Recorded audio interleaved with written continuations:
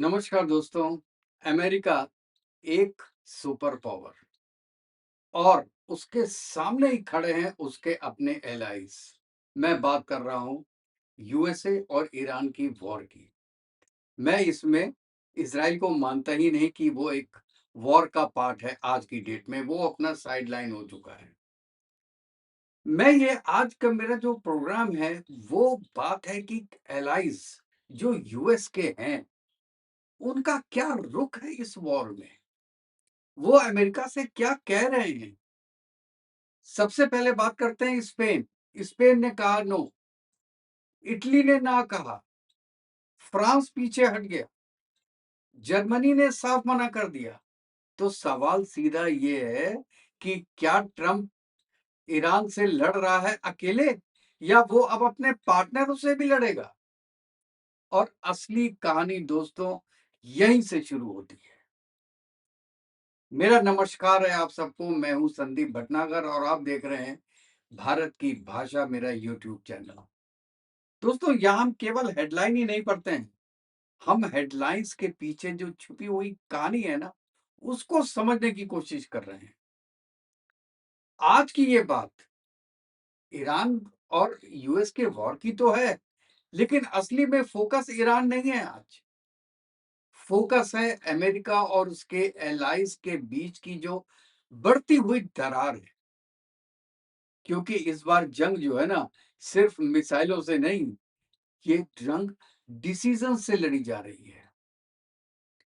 आज हम 3 बातें समझेंगे इस वीडियो में। पहली, कौन-कौन से देश हैं जो जिन्होंने ट्रंप को सीधे-सीधे ना कहा है। दूसरी बात, क्या ये उनका एक मॉरल स्टैंड है या एक स्ट्रेटेजिक डर है उनका? और तीसरी और सबसे ज़रूरी, क्या ये नेटो की यूनिटी में एक क्रैक है?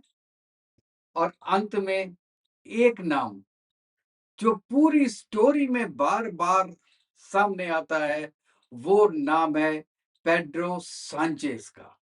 ये कौन है और उन्होंने क्या बोला है, ये हम आपको बाद में बताएँगे। अब आप एक पूरा सीन समझिए। मार्च 2026, मिडिल ईस्ट ऑलरेडी बॉइलिंग जो है वो बॉयल कर रहा है। स्ट्रेट ऑफ हार्मुज़, जहाँ दुनिया का लगभग 20% ऑयल गुजरता है। ट्रंप प्रेशर बना रहे हैं।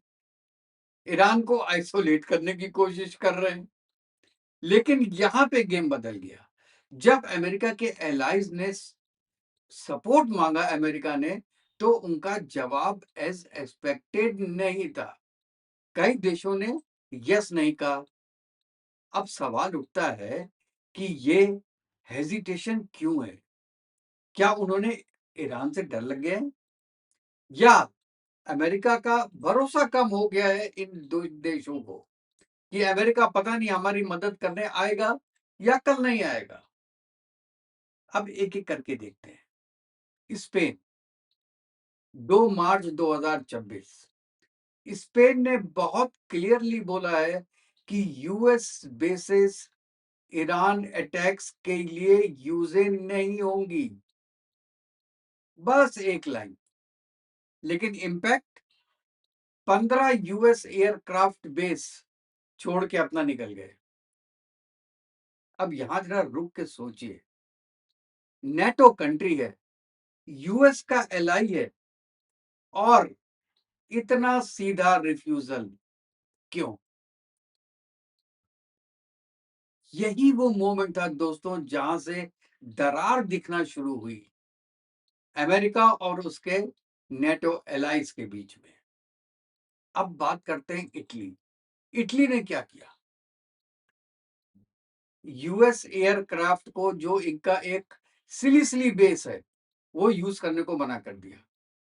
क्यों? कहता है जी प्रॉपर ऑथराइजेशन नहीं थी हमारे पास। सुनने में तो ये टेक्निकल लगता है, लेकिन असली मतलब क्या है? इटली ने कहा हम ब्लाइंडली फॉलो नहीं कर सकते आपको। अब यहां पे भी ये सवाल उठता है, क्या ये लीगल इशू था या ये पूरा एक पॉलिटिकल मैसेज था यूएस को। और भाई साहब अब तीसरे पार्ट में आते हैं, यूके। यहाँ स्टोरी थोड़ी-सी इंटरेस्टिंग है। पहले हेजिटेशन दिखाया, फिर कहा ठीक है जी हम लिमिटेड सपोर्ट करेंगे।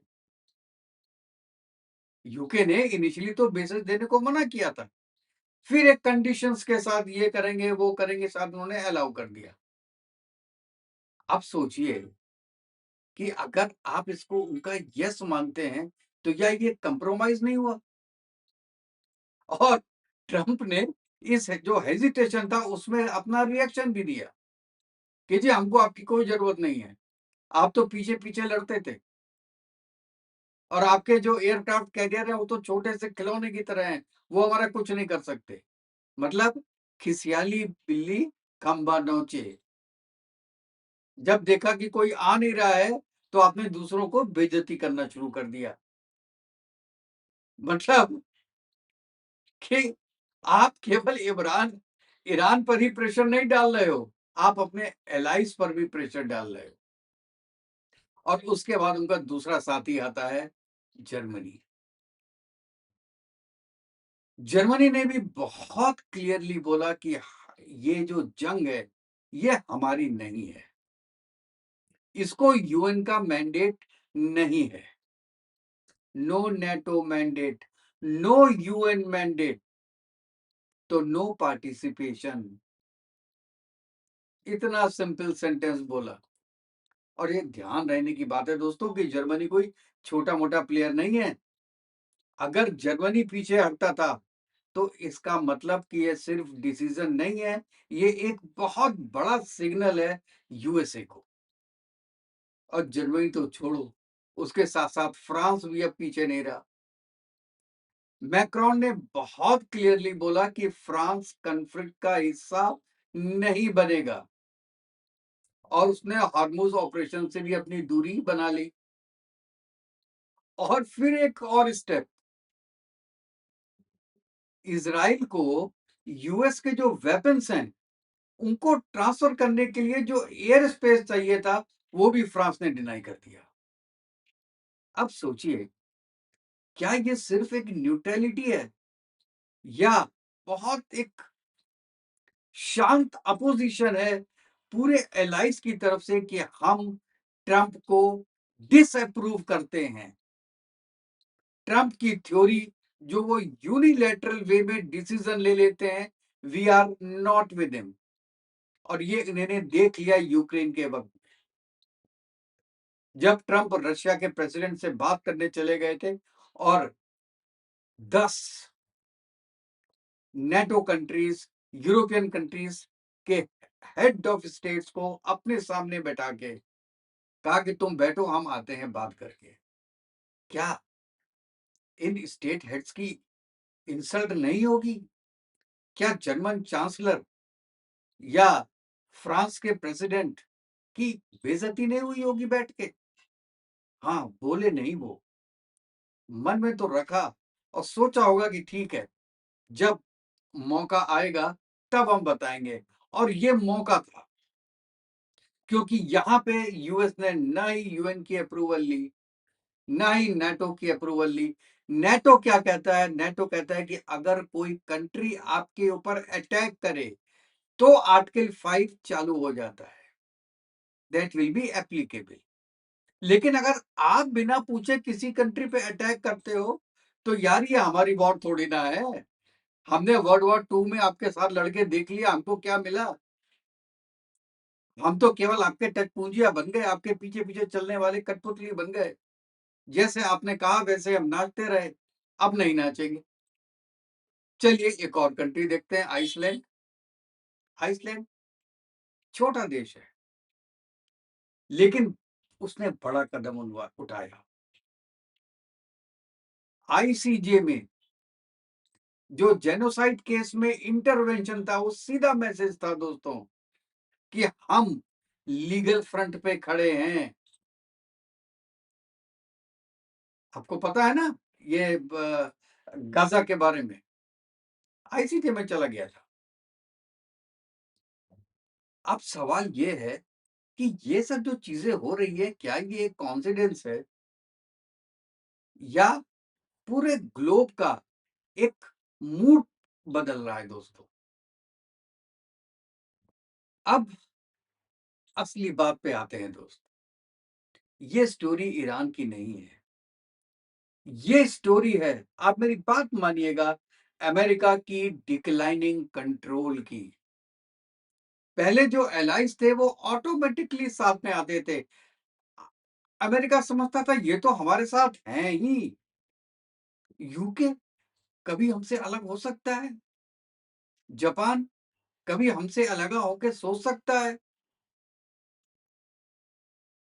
लेकिन आज की डेट में यही कंट्रीज कंडीशंस लगा रही हैं, सवाल पूछ रही हैं, हेजिटेशन शो कर रही हैं और यही एक बहुत बड़ा टर्निंग पॉइंट होने वाला है अमेरिका की पॉलिटिक्स में, यूनिपोलर की से लेके मल्टीपोलर तक का सफर।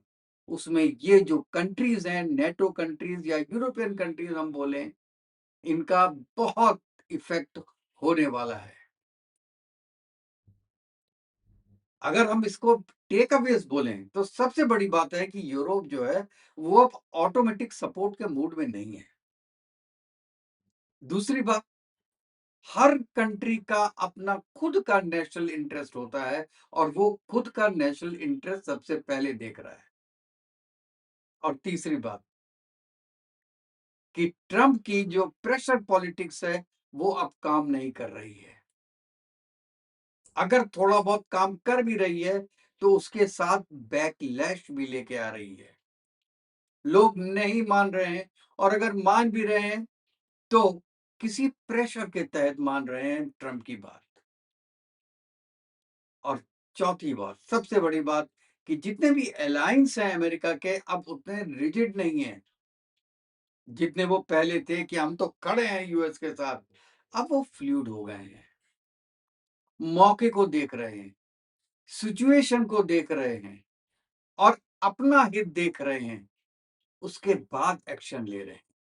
क्योंकि आज अमेरिका के जितने भी एलाइज हैं उनको ये पता चल चुका है कि अगर हमारे ऊपर बुरा वक्त आया तो अमेरिका हमारे साथ खड़ा हुआ दिखाई नहीं देगा। अमेरिका अपने इंटरेस्ट देखेगा और ये ट्रंप ने बार बार बार बार कह के ये चीज प्रूफ कर दी है कि we are not with anybody, we are only with America. तो ऐसे में बाकी एलाइज क्या करेंगे यार, वो अपना नहीं सोचेंगे?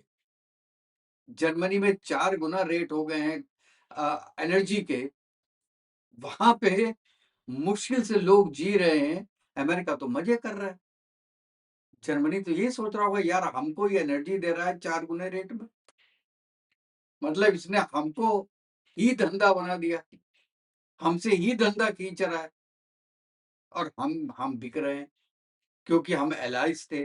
लेकिन अब उनको रियलाइज हो चुका है भाई साहब कि ऐसा नहीं है। और अब मैं लास्ट में बताता हूँ कि मैं इसके बारे में क्या सोचता हूँ। दोस्तों, ये जो वॉर है, ईरान वॉर, ये केवल एक वॉर नहीं है, ये अमेरिका की लीडरशिप का एक टेस्ट है और उसका रिजल्ट आज की डेट में अगर मैं सोचूं तो मिक्स्ड है। स्पेन जैसा देश लाइन खींच रहे हैं कि भाई ये हमारी लाइन है, जर्मनी दूरी बना रहा है, फ्रांस अपना कैलकुलेशन कर रहा है, यूके बैलेंस कर रहा है और यही रियलिटी है। सुपर पावर होना अलग बात है, सबको साथ में लेके चलना बिल्कुल अलग बात है और इस बार साथ चलने वाले बहुत कम दिखाई दे रहे हैं। और याद रखिए दोस्तों, जब एलाइज सवाल पूछना शुरू कर देते हैं तो ये वॉर सिर्फ बाहर की नहीं, ये अंदर भी शुरू हो जाती है। जो आज अमेरिका में हो रहा है वो अगर सेकंड वर्ल्ड वॉर के वक्त में होता तो आज वर्ल्ड मल्टीपोलर होता, यूनिपोलर नहीं होता। और ये बात आपको और हमको ये ख्याल में रखनी है, अमेरिका को भी ख्याल में रखनी है कि आप जो प्रेशराइज़ करते हैं, जो सितम ढाते हैं, उसका भी एक लिमिट होती है, एक अंत होता है और शायद इस प्रेशर टैक्टिक्स का अंत बहुत सामने है और दिखना भी शुरू हो गया है। आपकी दोस्तों इसके बारे में क्या राय है? और अगर आपको ये वीडियो पसंद आया हो तो प्लीज़ मेरे चैनल को लाइक कीजिएगा, सब्सक्राइब कीजिएगा और बेल आइकन ज़रूर दबा दीजिएगा दोस्तों। Thank you very much. मिलते हैं नेक्स्ट वीडियो में। तब तक के लिए जय हिंद, जय भारत, वंदे मातरम। खुश रहिएगा, स्वस्थ रहिएगा।